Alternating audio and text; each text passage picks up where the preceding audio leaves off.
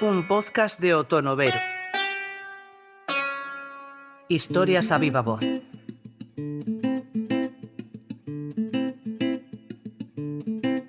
Ciares, cróniques dun barrio.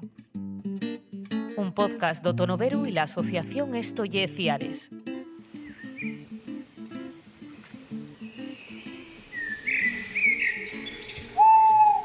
La muerte y el proceso que se desendolca tres de la homeostasis, la incapacidad biolóxica del cuerpo humano para caltener el so propio organismo vivo.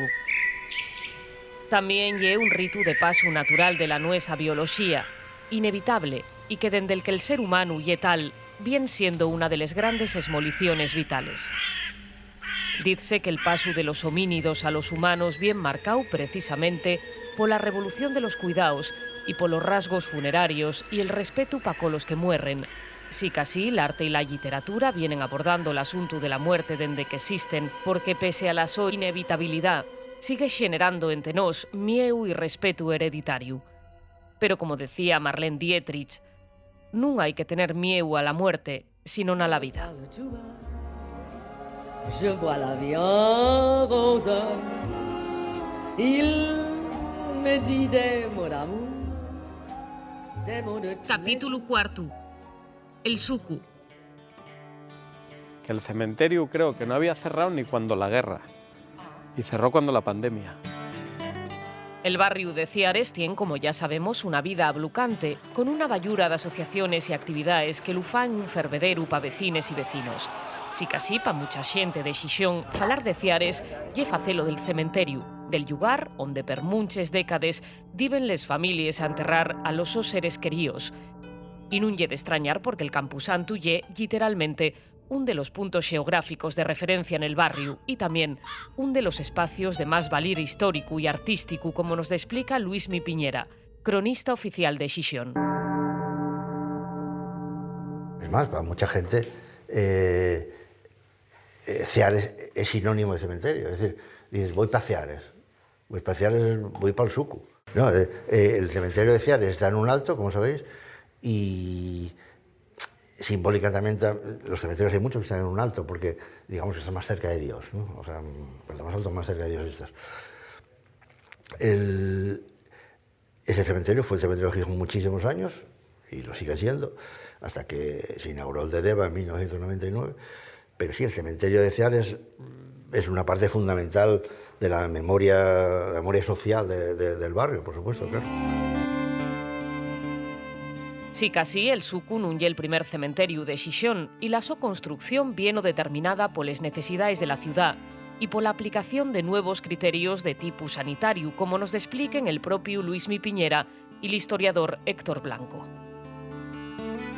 Y en Gijón, el primer cementerio, así oficial, digamos, fue el cementerio de la Visitación, que estaba donde está ahora el centro de la tercera de Cimavilla. Ahí estaba, en ese solar, el cementerio de la Visitación. Ahí estuvo enterrado Jovellanos unos años. Y en el año 1876, me parece, 1876, ya quedó pequeño. Y entonces se inauguró el de Ciares, 1876.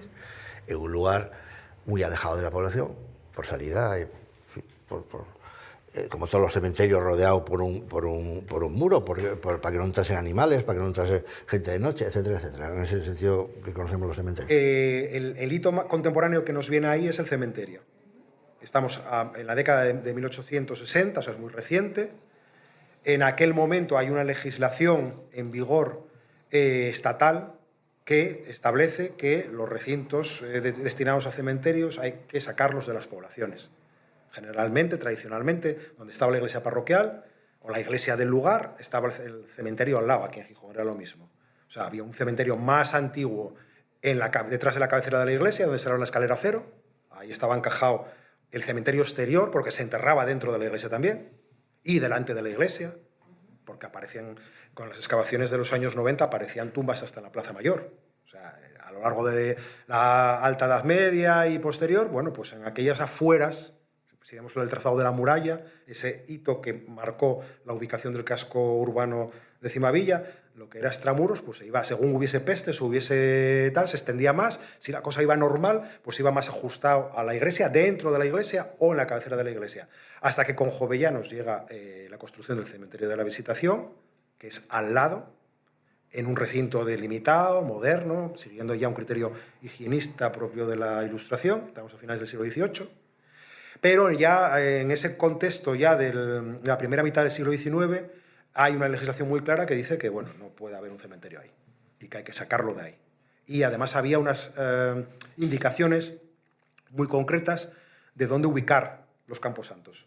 Tenían que estar en lugares alejados de la población, a ser posible 1 kilómetro o más, en un lugar elevado para que ocurriese bien el área, bien ventilado, que no hubiese manantiales en las proximidades, o sea, todo lo que en aquel momento ya se conocía que tenía que ver con los usos del agua, del terreno y lo que generaba epidemias. Entonces, es el momento en el que el Ayuntamiento de Gijón estudia un primer proyecto que era subir el cementerio a Santa Catalina, que se desecha enseguida, porque también tenía propiedad y porque aparte estaba muy próximo, de llevarlo al Arenal de San Lorenzo, que era un lugar marginal, que también se desecha, y lo que aparece a continuación ya en firme, que sí cumplía todos los requisitos, porque además había una cuestión muy importante, que era la vía de comunicación directa.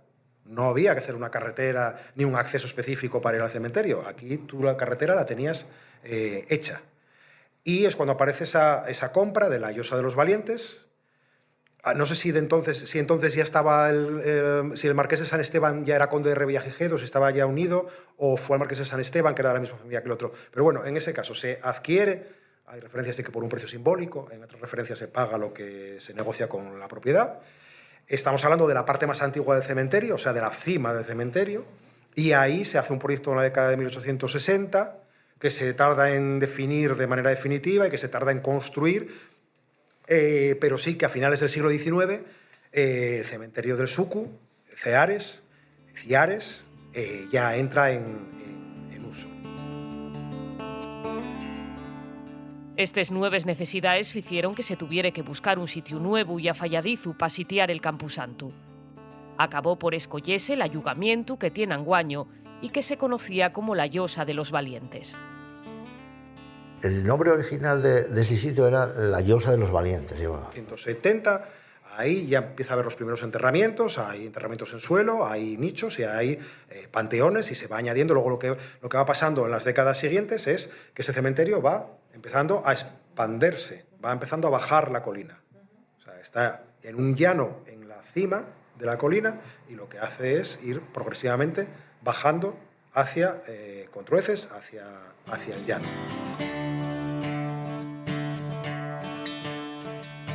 Col transcurrir de los años, sobre todo con la industrialización de Xixón y la llegada de xente extranxero, el Sucu foi asimilando nueves realidades y adaptando el so espacio a nueves formes de enterramiento, delles extremaes de pales que se creó originalmente. En un cementerio católico hubo que añadir el cementerio civil precisamente por la cuestión de los industriales que venían del extranjero, Louis Truan, fábrica de vidrios, que tenían otras confesiones, y esa gente había que darle solución porque tenían derecho a enterrarse, y es cuando aparece el cementerio civil. Cuando se coge esa tira trasera, fuera del recinto del cementerio original, se añade una tira, y en esa tira se emplaza el cementerio civil para aquellos casos en los que hubiese otras confesiones religiosas. Lo de ateos y tal y cual, eso ni se contemplaba. Luego estaba el tema de los suicidas, que se intentaba escamotear como se podía, porque supuestamente no se podían enterrar en tierra sagrada y tal y cual, pero bueno, católico, cementerio católico del Sucu. Y además esa parte del cementerio civil se fundó o se inauguró el mismo día, o a los pocos días de la inauguración del cementerio. O sea, en 1876 se inauguró, no me acuerdo qué día. Pues a los pocos días murió Louis Truan. Louis Truan era el dueño de la fábrica de vidrios que estaba en Begoña, fábrica de vidrios La Industria. Pues ese señor Louis Truan, que era suizo y era calvinista, no se quiso enterrar por el terreno cristiano o católico, y se enterró ahí un poco donde está ahora el cementerio protestante o civil.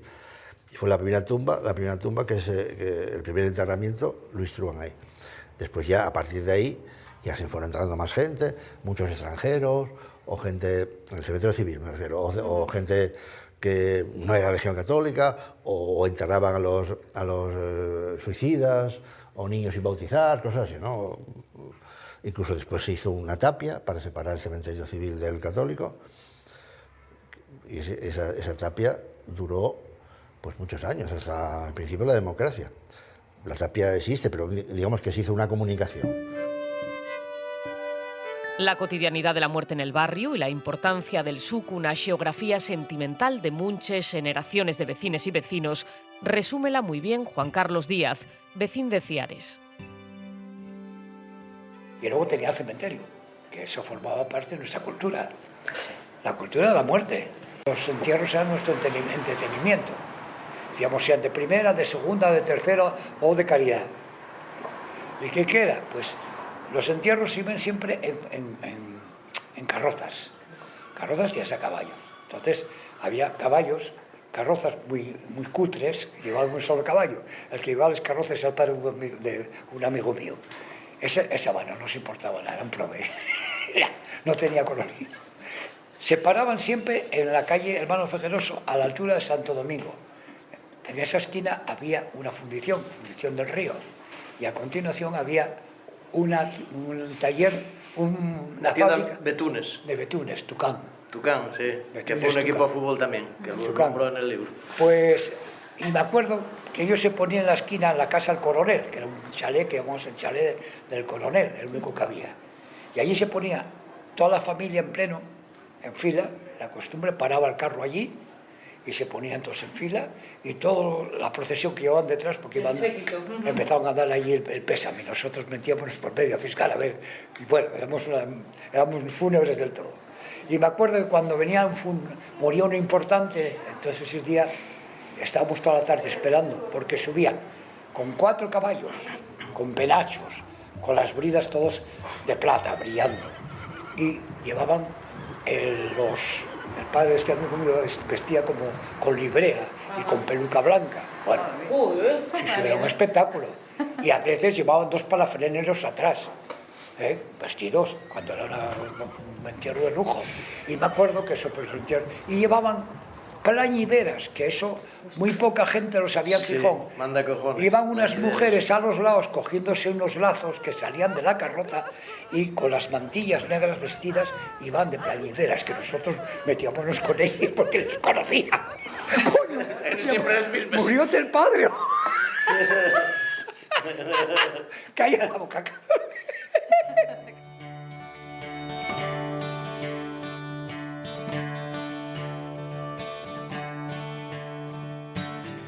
De este espectáculo que hieren en cierta medida los entierros, fainos un esbozo histórico Héctor Blanco, que mos val pa facer unha imaxe de lo que debían suponer aquellos actos nunha dómina na que la falta de entretenimientos había que lo suplir con cualquier cosa.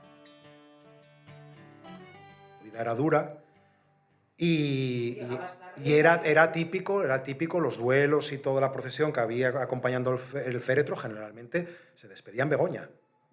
De Begoña hacia arriba subía el coche fúnebre, la familia y quien quisiese acompañar al enterramiento, el cura, los monaguillos y todo. En los casos que hubiese pobres, supongo que lo llevarían a hombros o como pudiesen, en un carro o en los carros normales del país o en lo que hubiese, pero no te quedaba otro remedio, porque era mucha distancia.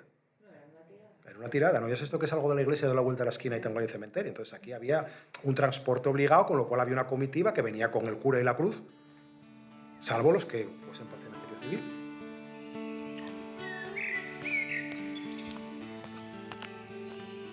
Pero si tenemos que facenos unha imaxe de lo que foi e lle el suku, vamos enfrentarnos a la pindia subida pa portar a este guí e falar con Ceferino Piñera, traballador de Cegisa, la empresa que xestiona los cementerios de Xixón, e de paso con Noelia Fernández, con quien ya ficimos una ruta guiada pel barrio de Ciares.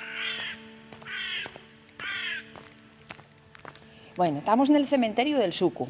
Inauguróse en 1876 na finca conocida como La Llosa los Valientes o Prau don Evaristo, en una elevación del terreno nomada el Sucu, y de ahí viene el nombre. Nomábase también Monte Pericón y era propiedad del conde de Revillagigedo. Sucu significa talamente elevación del terreno, en asturiano, y nun empeño castellanizador de algunos falen del cementerio del Suco, pero el nome del monte onde está el cementerio é el Sucu, en asturiano. El anterior cementerio de Xixón, el de la Visitación, estaba xunto a la iglesia de San Pedro y llevaba funcionando desde 1843. Clausuróse definitivamente en 1893 por falta de espacio y además porque la legislación de aquella domina non permitía tener un cementerio dentro de la ciudad como estaba aquel. Tenía que estar polo menos a 1 kilómetro de la población, nun lugar elevado y bien ventilado y en sin manantiales na redolada. Entón, baraxáronse varios lugares para el emplazamiento del nuevo cementerio. Uno era Santa Catalina, otro era el Arenal de San Lorenzo, que daquella era una zona marginal. Baraxóse también el Alto Pumarín o el Coto. Y finalmente decidióse comprar la finca en Ciares, que además salió por un precio simbólico. El Sucu foi cementerio tanto religioso como civil. El diseño inicial de Cándido González era una planta rectangular con terrenos escalonados en terraces y panteones en Ribaltó, al que se fueron añadiendo años después otras zonas, como la Capiella y el cementerio civil. El proyecto siguió después Lucas María Palacios en 1883 y luego siguió creciendo por la ladera en dirección a Contrueces a medida que la población de Xixón foi aumentando con la industrialización y fixéronse de cais de nichos en torno a unos pasos centrales con escaleres, que vemos güey. La Capiella, que está al fondo de la zona de panteones, diseñóla Mariano Medarde y construyóse en 1894 nun estilo neorrománico.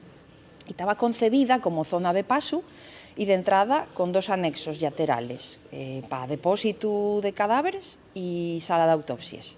Luego la sala de autopsias pasó al edificio que da güey al aparcamiento y que fai de entrada al cementerio civil. Y este edificio fue diseñado por Miguel García de la Cruz en 1902. Desde 1999 funciona el cementerio municipal de Deva y en el Sucu solo se entierran personas que tengan o bien nicho familiar o panteón ya comprado. Hubo intentos de cerrarlo y trasladarlo, pero aquí sigue, imponente, dominando la ladera del Monte Pericón, que es un lugar güey pacífico que invita a venir a conocer el nuestro pasado y a no esquecer a les y los que tuvieron que dejarnos y desde el que además hay unas de las mejores vistas de Xixón. La primera persona enterrada en el Sucu nomábase María García y el primer enterrador que tuvo el cementerio fue José Sánchez Suárez, alias el Pintu, que dio lugar a la expresión «y es bueno pa'l Pintu», que se dice con ironía a quien presume de ser bueno, como ya sabéis. Neste cementerio tenemos enterrados de ellos personaxes illustres y non tan illustres y de algún personaxe mítico también. Entonces vamos a dar un paseo y falar de algunos. Aquí está Botas. ¿Visteis Filadelfia? Pues está dedicada a él. Salen los títulos al final, en los créditos. La verdad, el personaje que hace Tom Hanks está un poco inspirado en Botas. Que él estaba en Estados Unidos de diseñador, contrajo el SIDA y acabó muriendo de ello. Ahí está el de los mártires de la Franca. ¿Oísteis hablar de ellos? Cuando se estaban retirando los republicanos creo que se estaban retirando de Santander y venían hacia acá, traían con ellos unos cuantos, llámalos detenidos, llámalos prisioneros, traían unos cuantos prisioneros con ellos, ¿no? Había, no sé si había algún guardia civil y, bueno, diferentes, X. Y no saben si porque se vieron acorralados o que tenían muy encima a los que los perseguían o qué, que en la playa de la Franca fusiláronlos allí para seguir, para escapar. Y entonces quedó lo de mártires de la Franca. Si oísteis hablar de la Piedrona, sí. Bueno, la Piedrona son los aledaños de la capilla. Entonces antes ahí había unos caballetes y ahí se velaba y allí hubo un intento como de hacer una especie de meses de autopsia, pero aquello no fue a ningún lado porque era en piedra y eso, y aquello nunca se usó. Esto fue autopsia. Esto es la entrada al cementerio civil y luego se reconvirtió en autopsia. Cuando yo entré todavía me tocaron ahí. Luego ya dejó de hacerse, era más incómodo para forenses y para todo eso, entonces dejaron de hacerse ahí autopsias y cerróse. Y el siguiente uso que se dio fue lo de querer hacer el museo. Una de les característiques más llamatives del Sucu, como todos los grandes cementerios, y la asistencia d'una parte civil, dedicada a les persones de otras confesiones religioses y que, como ya nos contaba Luis Mi Piñera en el caso de Ciares, tiene un nombre propio, Luis Truán. Va a ser la nuestra primer parada en el percorriu pel cementerio del Sucu con Noelia y Ceferino.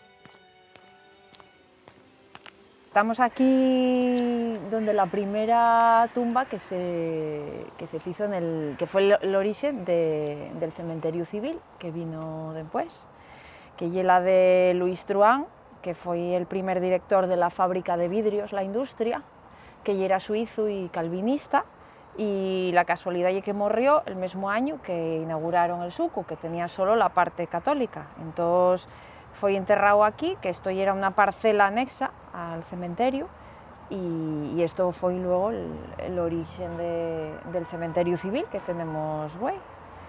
Entonces, bueno, parece que vino mucha gente a despedirlo, que fue esto, eso traíanlo a hombros trabajadores de la fábrica, en reconocimiento, y bueno, nada, y una de las más llamativas del cementerio civil, porque tiene el busto ahí sobre un monolito grande, con la barandilla esta, y bueno, fue la verdad que impón, cuando estás delante, fue un personaje. En Xixón diéronse a lo largo del siglo XIX y XX numerosas personalidades que aportaron al desarrollo social, político y cultural de la ciudad nuna cantidad y calidad per grande. Munches reposen en el Sucu, como nos explica Noelia. Bueno, Rosario Acuña, que conocemosla ya un poco aquí en Xixón, nació en Madrid en 1850 y era escritora, poeta, pensadora, sobre todo libre pensadora, periodista, ya tenía un origen aristócrata, pero ya era republicana, atea y masona. Y bueno, fue una mujer espectacular en muchos sentidos, muy avanzada al su tiempo, vanguardista, defendía la igualdad social entre la mujer y el hombre. Ella era madrileña, pero vino a vivir a Xixón hacia el año 1909. Yo tuvo que exiliarse temporalmente en Portugal para evitar la cárcel por haber publicado un artículo muy crítico con la situación discriminatoria de las mujeres en la universidad, concretamente por insultos de un grupo de estudiantes a ellas universitarias de la Universidad Central. Pero yo pudo volver para acá en 1913 y aquí se quedó hasta que murió en 1923, que vivía ahí casi en Providencia. Y bueno, nada, fue parte muy activa de la vida política, social, cultural de Xixón y siempre comprometida con la causa obrera, la de los desfavorecidos en general, fue muy polémica porque falaban sin pelos en la lengua y frecuentemente pues atacaban a los sectores más conservadores porque no se cortaba un pelo. Y yo pues nada, escribió un montón de obras de muchos tipos que están recopilados por José Volado en varios tomos. Tenía prosa, cuentos, correspondencia, teatro y por supuesto artículos de prensa. Y bueno, nada, aparte de ella hay que visitar la su tumba que está aquí en el Sucu, que como vemos es una tumba muy simple. Ella dejó lo escrito en el testamento, que solo eso, que quería una tumba solo con un ladrillo, una cabecera con las letras R y A, que vense ahí, y hay una placa ahí de mármol y poco más. Y ahí la tenemos, esta mujer con lo importante que fue y ya ves.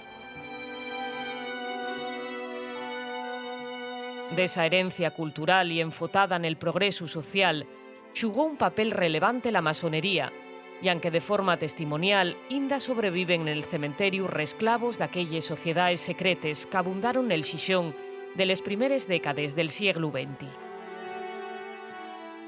Al lado de Rosario Acuña tenemos a Enrique Valdés Villar, que nació en Colunga en 1856, y era masón de la Loxa Jovellanos, dedicóse a la actividad cultural aquí,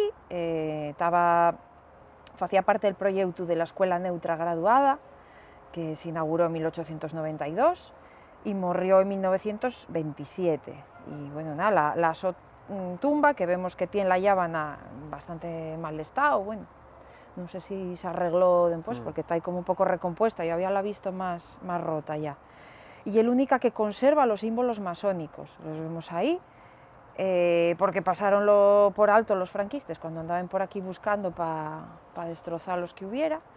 Y bueno, concretamente estos símbolos, pues vemos son el compás, que representa la libertad, tal escuadra, que simboliza la disciplina y la coherencia, la estrella de 5 puntes, que simboliza el equilibrio entre aire, tierra, agua, fuego y espíritu, y luego la letra G, que representa al creador universal, que está ahí en medio. Y bueno, la curiosidad, que fue la única que se os pasó por alto. Al menos tenemos la Goipavela. Esta lápida pasó desapercibida muchísimo tiempo. Tanto tiempo que era verde. O sea, era como si fuera de piedra. Apenas se veían los símbolos. No se veía nada. Y de un día para otro montóse un revuelo tremendo con ella. Había que limpiarla, había que... Y descubrióse parte de ello cuando, entre otras cosas, pues, cuando nos dijeron hay que limpiarla. Utilizamos ahí, pues, un poco de lejía y eso para quitar el verdín, para ver, y fue cuando se empezaron a ver máscaras, pero no venía nadie, nadie reparaba en ella. Tenemos aquí a Laureano Suárez Pérez, que era de Xixón, y era un filántropo, estaba relacionado con la masonería también, nació en Xixón en 1839, había emigrado a Cuba para hacer fortuna y parece que la hizo con la industria tabaquera, y volvió a Xixón y formó parte del movimiento reformista de Melquiades Álvarez y fue miembro fundador de la Escuela Neutra Graduada. Morrió en Xixón en 1915 y parece que el entierro de él fue también muy multitudinario, la gente queríalo mucho. Y bueno, como vemos, la su tumba hay un monumento bastante artístico, tiene ahí un... creo que la encargaron a la marmolería Gargallo, sí, ¿no? Está ahí puesto. Ah, sí, tiene ahí una plaquina que lo pone.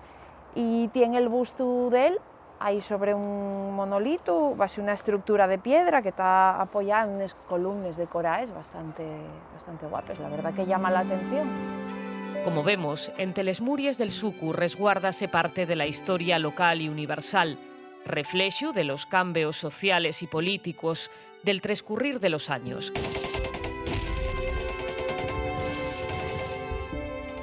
Como todo en este país, con el españiu del golpe de Estado de 1936, de la guerra civil y de la posterior represión franquista, quedó como una huelga imborrable también el Camposanto, de esa barbarie y de la lucha por la dignificación del espacio y de las víctimas.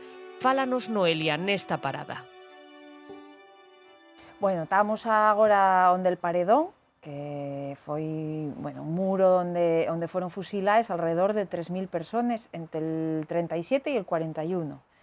Y se supone que hai restos repartidos por 4 foses comunes. El Paredón tiene varias plaques conmemorativas colocadas por diferentes colectivos na alcordanza de la barbarie sufrida durante la represión franquista. Al terminar la guerra civil, en octubre del 37, entamó una etapa de represión sobre la población que había defendido el régimen republicano y en ella fueron víctimas por ser señalados como tales personas de todas las edades y condiciones. Fueron arrojados a foses comunes, cuerpos de personas presas, condenadas a muerte, ejecutadas en la cárcel del Coto y las personas paseadas, entre comillas, en Xixón. Entonces, en los primeros tiempos estaba prohibida la identificación de los lugares de enterramiento y luego fue permitiéndose poner de alguna cruz, de alguna llábana, hacer de algún arreglo básico en el terreno, pero bueno, hasta habían llegado a prohibirse incluso concentraciones en el Día de Difuntos, para que la gente no se revolviera más de la cuenta.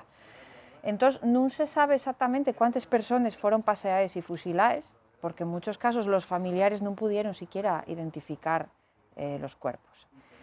Entonces, en 1960 consiguióse por fin, a base de trabajo, que el ayuntamiento colocara un monumento funerario aquí en el Sucu, y yo ya en 2010 erigióse un monolito na alcordanza de las 1934 personas con nombres e apellidos que están na fosa común.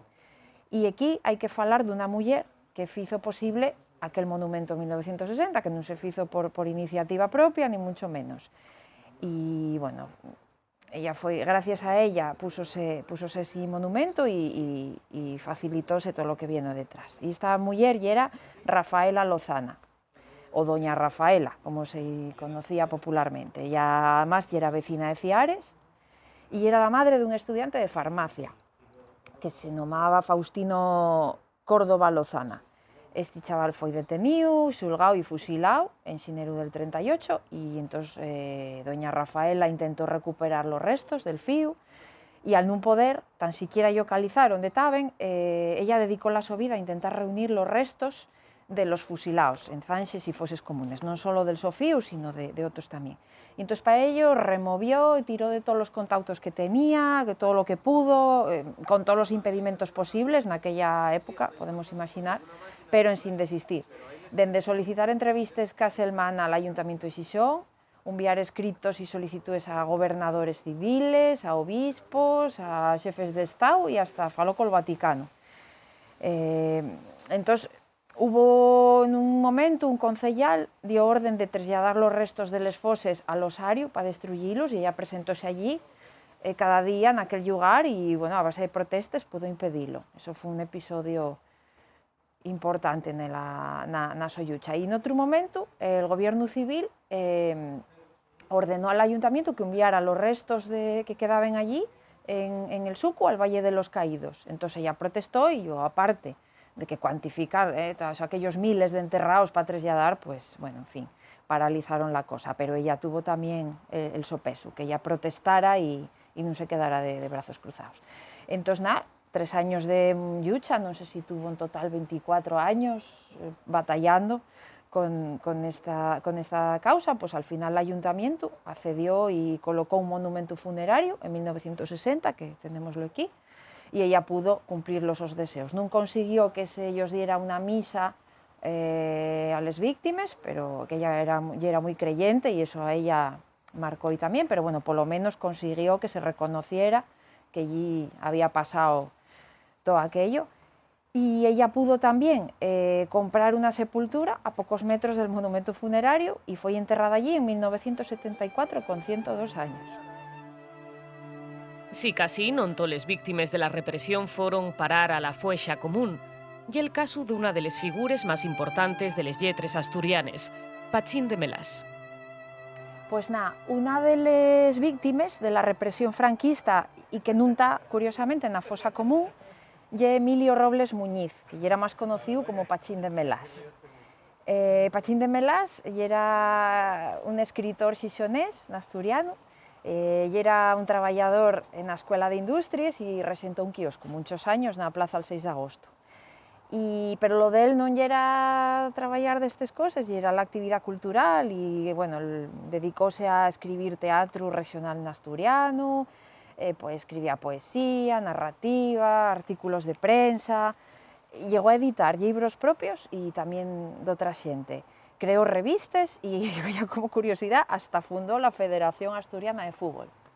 ¿Qué te parece? Entonces, eso, él tenía el kiosco de prensa en la plaza del 6 de agosto y, bueno, y era un vecino muy querido de Xixón. Durante la Guerra Civil, incluso, o sea, esto es otra curiosidad de él, salvó del fuego los restos de xovellanos que estaban en la iglesia de San Pedro. Por lo que fuera, fue apresado y llevado a la cárcel del Coto y allí murió el prove en 1938. El su cadáver fue llevado a la fosa común de Xixón, pero gracias a la acción de la muller y la fía pudieron enterrarlo de forma individual y guaita los restos están en un dicho xunto a la muller y pon la lápida familia Pachín de Melás. También falar de la muerte y represión y facelo de les ausencias, sellan estes les de los seres queridos asesinados o como el caso de Abel Guídez, la eliminación física de lo que yera la sotumba nesi silencio obligado al que condergó el franquismo hasta entre los muertos. Pues nada, y falando de la guerra y, bueno, ya como curiosidad, porque ya no está aquí, pero bueno, podemos también mencionar a Abel Guídez, que tuvo enterrado en el Suco un tiempo, que foi un aviador francés que pilotaba un avión civil matriculado en Francia. Él lo que facía era repartir correo. El avión era de una compañía vasca, que era Air Pyrénées, llevaba un copiloto y no llevaba armamento ni nada, llevaba correspondencia durante la guerra en uno de los varios servicios que se hacían al día desde Francia y seguramente hacia el aeródromo de Vega, porque de aquella al de Carreño, que era el otro que había, estaba muy sometido a bombardeos. Entonces solían volar por mar para evitar las patrullas sublevadas en Santander y en el aeródromo de Cue también.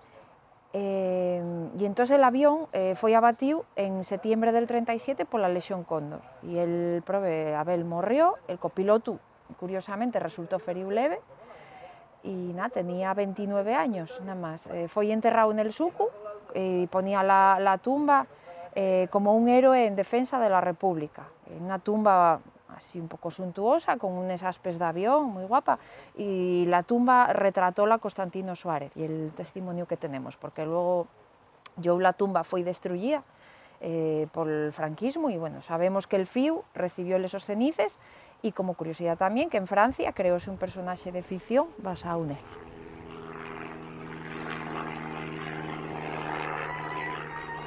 Neste contexto de historias de perdes más o menos traumáticas, non podemos escaecer que una de las principales armes que tiene el ser humano para sobrellevar las situaciones difíciles, momentos incómodos o traumáticos, atópala en el sentido el humor.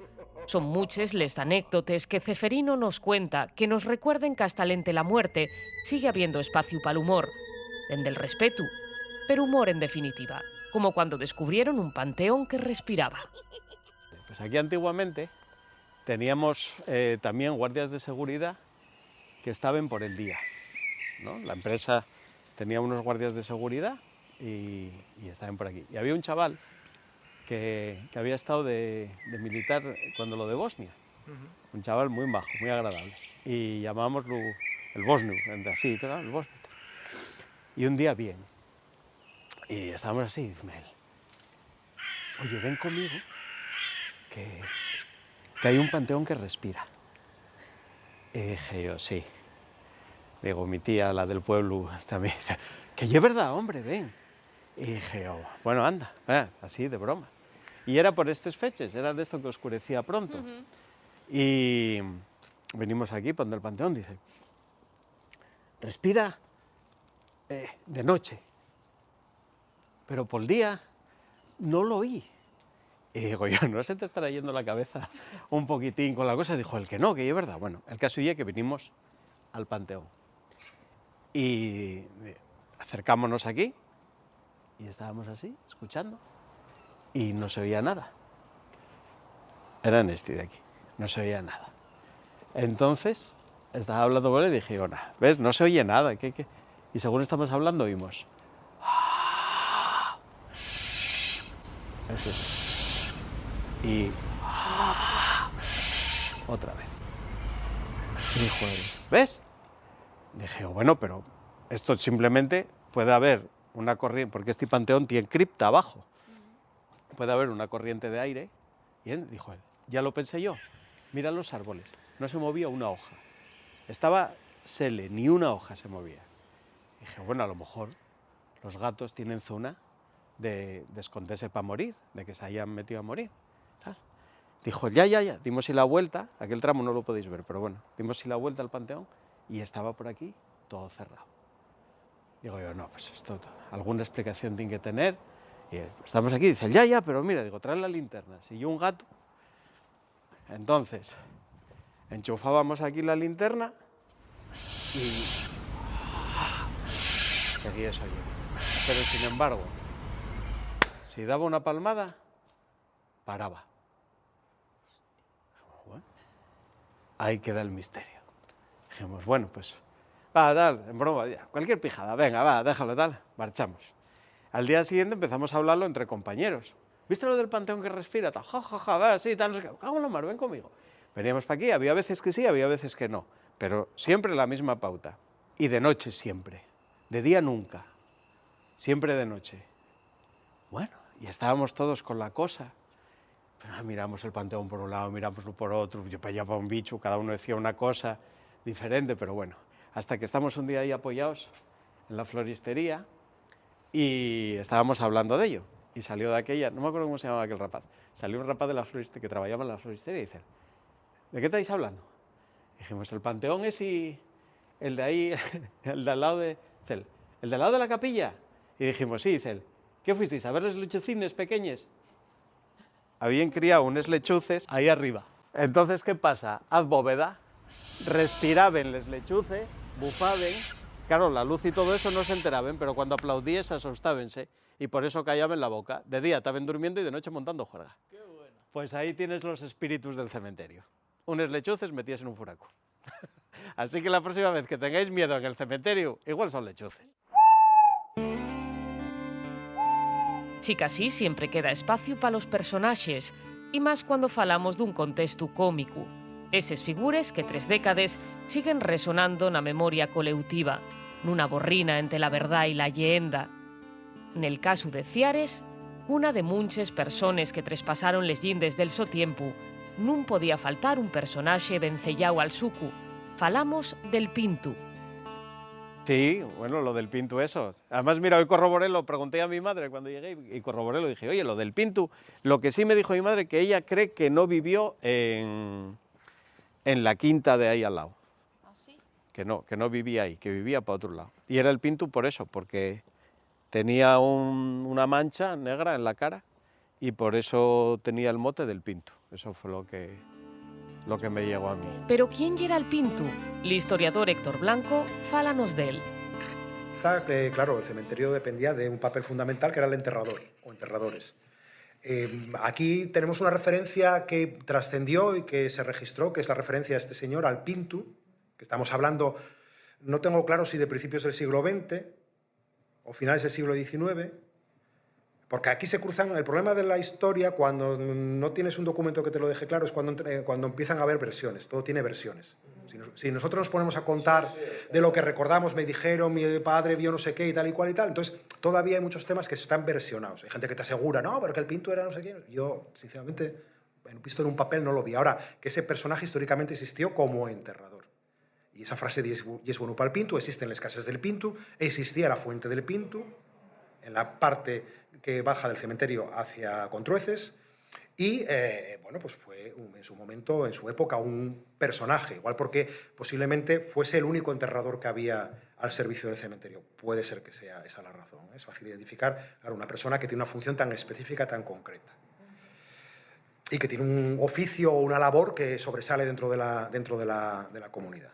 Una referencia clara, que es que ahí vivía poca gente en esa parte. Cuando hay alguien, una persona, una familia que transmite el nombre al lugar o viceversa, está muy vinculado también a esa ubicación. Y sigue siendo hoy en día, hoy está mucho más perdido, pero sí existen las construcciones, está todo abandonado y totalmente derruido y es municipal, pero todavía por lo menos la ubicación la tenemos. ¿Y tiene sentido que estando ahí, si no había otras casas, que fuera... Sí, que fuese un vecino que de repente, pues evidentemente, oye, el ayuntamiento cada vez que haya que enterrar a alguien, yo te pago tanto por hacerla, porque claro, estamos hablando de lo común en aquel momento, que era el enterramiento en tierra. Era lo común, los nichos aparecen después. Hay una parte de nichos muy antigua, en la parte antigua del cementerio de Ceares, pero originalmente, inicialmente, los enterramientos son en tierra. Entonces, lógicamente, a alguien que tuviese una casería al lado, puede llegar perfectamente a un acuerdo con el ayuntamiento que le diga, oye, yo cada vez que te doy aviso, a tanto la tumba que excaves. Les amenaces de acabar na piedrona, o que yes bueno pa'l Pintu, son expresiones que agarren sentío en Ciares, que formen parte de la su memoria oral y de cierta identidad que lle capaz de convivir con la muerte tan de cerca, siendo el so cementerio un de los principales puntos de interés no solo del barrio, también de la ciudad de Xixón. La muerte y otra parte tan importante como la vida, y en Ciares sábenlo bien, porque lle quiciabes es y convivir, y tener tan presente y normalizado el morrer, lo que los fai un barrio que sabe vivir y sobrevivir, con la gallola de quien sabe que la vida está precisamente para vivirla y disfrútala men tanto se pueda.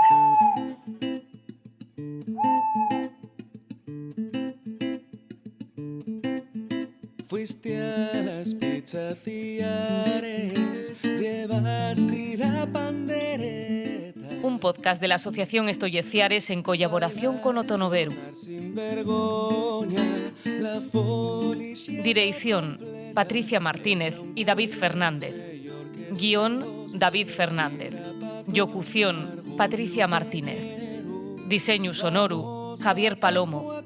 Producción: Roberto González, Noelia Fernández, Víctor Díaz y Eduardo Serrano. Corrección lingüística: Xandru Martino. Este podcast desarrollóse col sofitu de la Dirección General de Política Lingüística del Principado de Asturias. Pero bueno, el chiste, ¿no? Paisanes de Cimavilla, utiliza otra... vaya mala que estoy, no sé qué, decía ella, sí, muy mala, tengo una pata en Cimavilla y otra en Ceares. Ceares sí, lo mismo lo que decía, una pata en Cimavilla y otra en Ceares. Y dice la otra, coño, entonces tienes el coño en Begoña.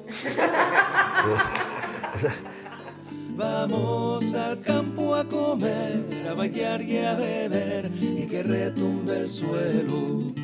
Vamos al campo a comer, a bailar y a beber y que retumbe el suelo.